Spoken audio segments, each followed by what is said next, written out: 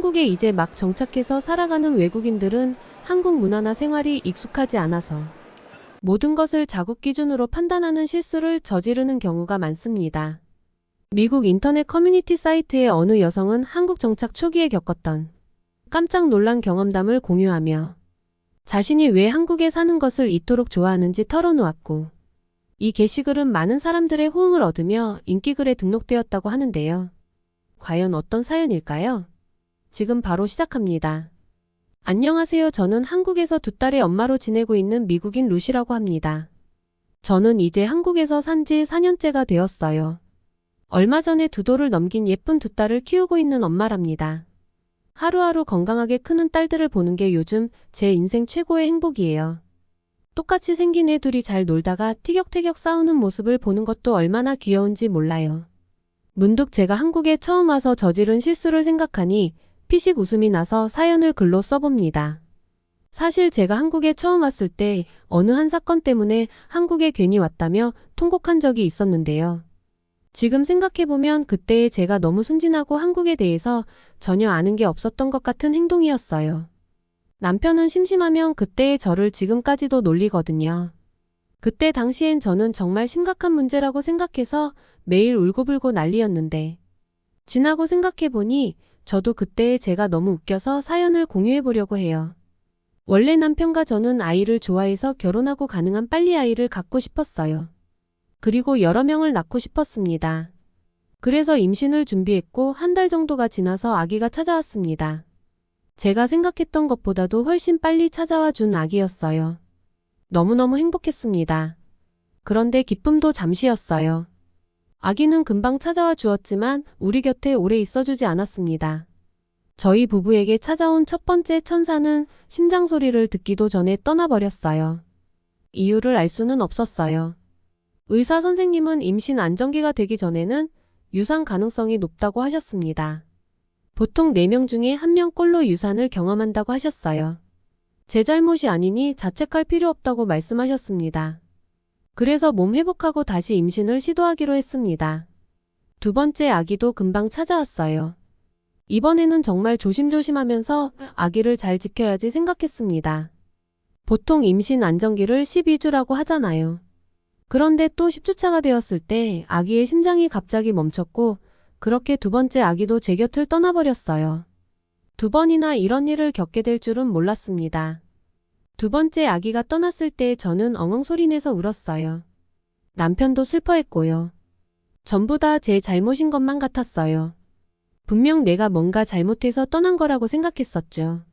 남편은 절대 그렇지 않다고 했지만 그 말도 제게는 들리지 않았습니다. 한동안 친정어머니께서 집에 오셔서 저를 돌봐주셨는데요. 어머니께서도 절대 제 잘못이 아니라고 해주셨어요. 임신이라는 게 원래 한치 앞을 알 수 없는 거라고요. 그렇지만 저는 절망이 빠졌습니다. 두 번이나 아기를 떠나보냈으니 트라우마도 강하게 생겼고요. 그렇게 슬픔에 빠져있을 무렵 마침 남편이 한국으로 3년 동안 파견을 가게 되었습니다. 남편이 일하던 회사가 한국에도 있었는데 파견 직원으로 선발이 된 거예요. 남편이 회사에서 일을 잘해서 성과가 뛰어났거든요.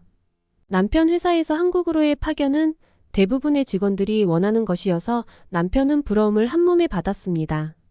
저는 두 번의 유산을 겪고 우울함에 빠져 있었고, 남편이 저에게 한국 이야기를 했을 때 저는 곧바로 그러자고 대답했습니다. 두 번이나 슬픈 일을 겪어서 미국에 있고 싶지가 않았거든요. 슬픈 일을 많이 겪어서 아예 다른 곳으로 떠나서 조금이라도 잊어버리고 싶었습니다. 그리고 당분간은 아이 생각도 접었던 차였습니다.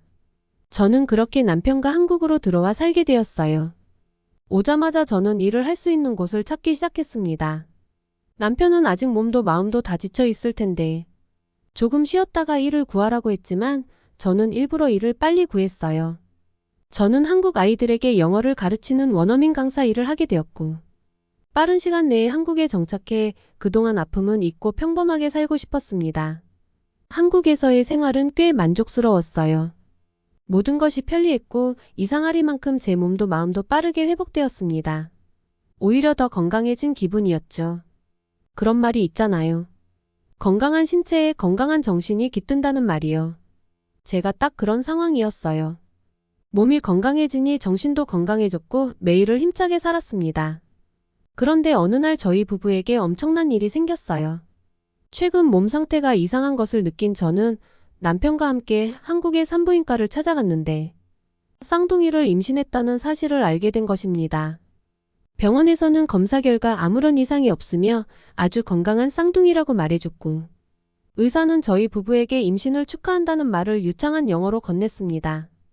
두 명의 아기가 제 뱃속에서 자라고 있다는 것을 알게 된 저희 부부는 마치 먼저 하늘나라로 보낸 두 명의 아기가 다시 제게 와준 것 같다며 서로 얼싸안고 기쁨을 나눴습니다. 잘 지켜내서 꼭 낳아야겠다는 생각을 했죠. 정말 기뻤지만 한편으로 저는 큰 걱정이 생겼어요. 한국에서 1억 원에 달하는 산부인과 비용을 어떻게 마련할지 고민이었거든요. 한국에도 미국 병원 입원비가 끔찍한 수준으로 높다는 사실은 알려져 있지만 각 진료 과목마다 차이가 있다는 사실은 모르는 분들이 더 많아요. 그 중에서 가장 심각한 분야가 바로 산부인과인데 실제 미국에서 아이 한 명을 출산하는 데 드는 비용이 3만 달러, 즉 3천만 원 정도 들고 이것도 싼 편이에요. 통계청에 따르면 미국에서 아이 한 명을 출산하는 비용이 3천만 원에서 6천만 원 사이라는 결과가 나올 정도랍니다. 그래도 비용은 비싸지만 아쉬운 대로 보험이라도 들면 총 비용의 30%의 금액 정도만 낼 수는 있지만 그 보험료도 무시 못하는 금액이긴 합니다. 그래서 미국에서 가정 형편이 여의치 않은 사람들의 경우에는 안타깝게도 멀쩡한 태아를 지우게 되는 매우 가슴 아픈 일이 일어나기도 해요. 왜냐하면 쌍둥이 출산 비용은 1억 원이지만 아이를 지우는 수술은 100만 원 정도거든요. 그런데 지금 제 상황은 미국에서보다 더 힘든 상황인 거죠. 지금 제가 살고 있는 곳은 한국이고 한국에서 저는 외국인일 뿐이잖아요. 그나마 미국에서는 보험이라도 들었지 한국에서는 제 이름으로 보험 하나 들어놓은 것이 없는데 그 큰 비용을 갑자기 어떻게 감당해야 할지 걱정이 되었어요. 남편은 임신 초기인 저를 안심시키기 위해 애써 거짓말을 했어요. 한국에서는 미국에서 드는 비용만큼 안 나오니 미리 걱정하지 않아도 되고 오로지 쌍둥이와 저의 건강에만 신경 쓰라며 다른 건 문제가 안 된다고 했지만 남편의 표정도 그리 밝지 않았거든요. 저도 알겠다고 말하면서 애써 괜찮은 척 기쁜 척 말했지만 사실 속이 타들어갔습니다. 저의 어두운 표정이 산부인과 의사 선생님께도 전달이 되었는지 두 번째 정기검진일 때 선생님께서는 무슨 일 있으시냐고 물으셨어요. 혼자서 무거운 마음을 가지고 힘들어하고 있었는데 선생님께서 제 불안한 감정을 톡 건드리신 거죠. 걱정하는 의사의 말에 저는 그 자리에서 통곡해버리고 말았어요. 제가 정말 쌍둥이를 지킬 수 있을지 걱정이 된다면서요.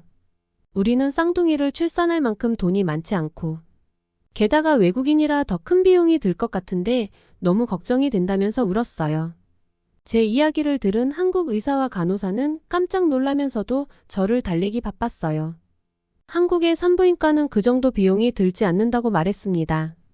한국에서는 건강보험과 여러 가지 지원 덕분에 출산 비용을 10만 원 아래로 해결할 수도 있고 산모가 자연분만을 선택하면 출산 진료비는 아예 비용이 들지 않을 수도 있다고요. 게다가 남편분의 외국계 회사에서 건강보험이 적용되니까 병실 비용도 거의 들지 않는다고 했어요. 이 얘기를 들은 저는 그게 말이 되냐면서 의심의 눈초리를 거두지 않았습니다. 그 정도로 돈이 들지 않는 건 거의 사기가 아니냐면서 말이죠. 그러자 한국 의사는 허어 웃으며 추가적인 설명을 해주셨어요.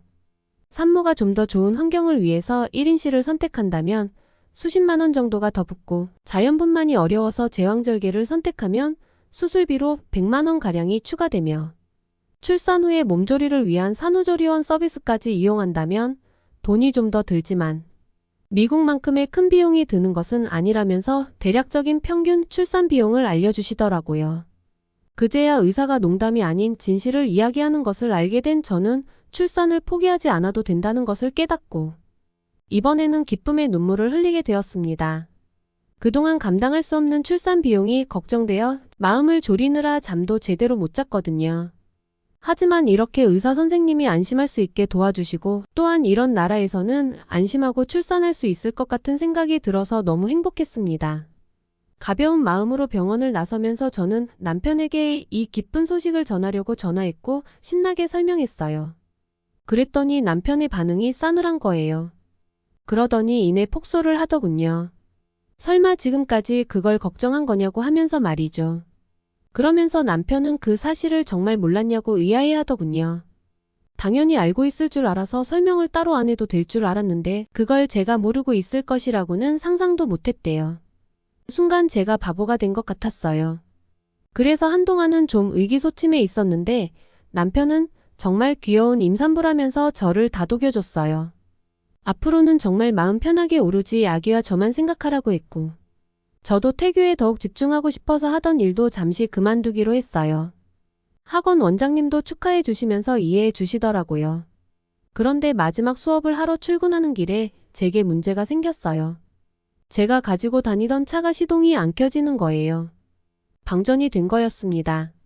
더 이상 시간을 지체할 수가 없어서 어쩔 수 없이 지하철을 탔는데 하필 앉을 자리가 없었습니다.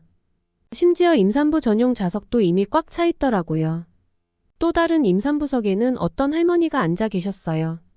물론 임산부석이기는 했지만 그분이 연세도 많으신 노약자이셔서 쉽게 입이 떨어지지가 않더라고요.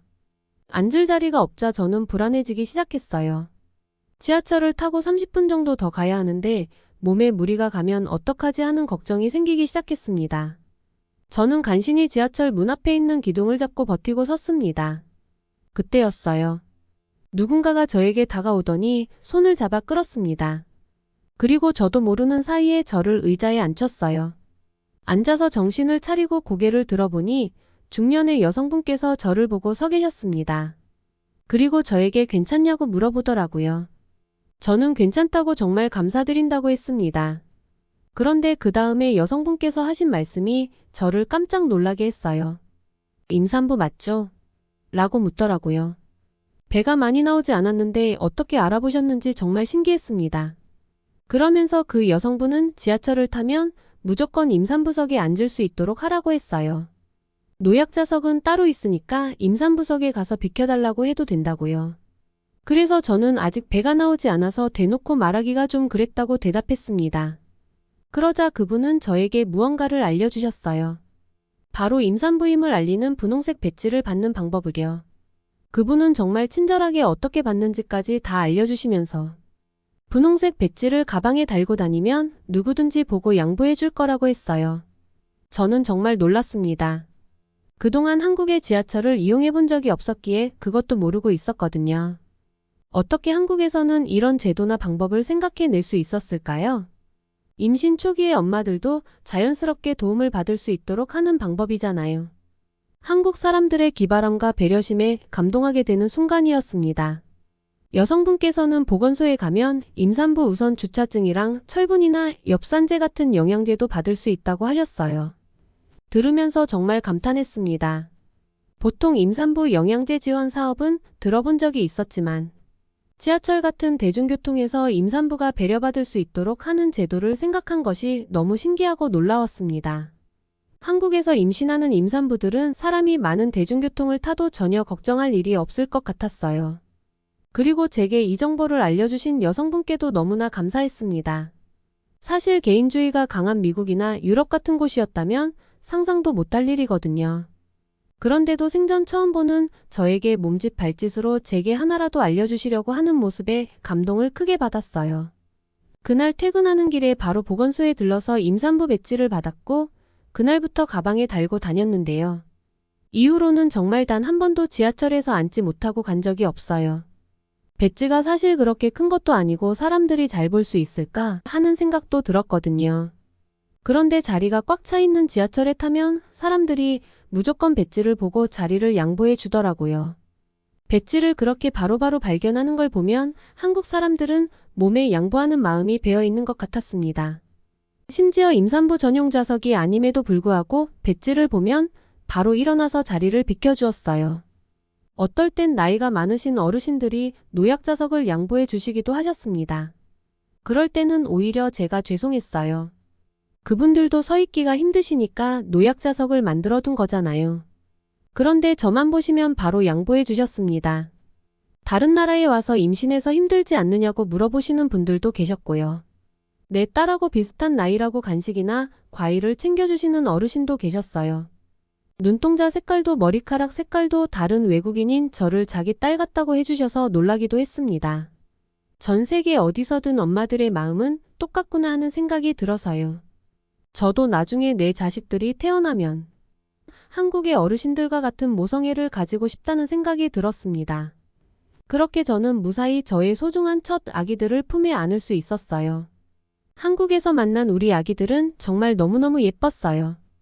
뱃속에서부터 한국 사람들의 따뜻한 마음씨를 받고 자랐기 때문에 그런 것 같습니다. 우리 아기들이 건강하게 태어날 수 있도록 배려해 주신 한국 사람들에게 정말 감사해요.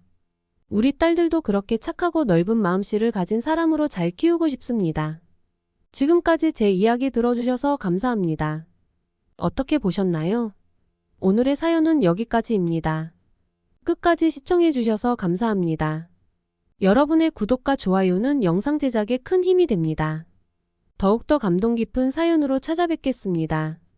감사합니다.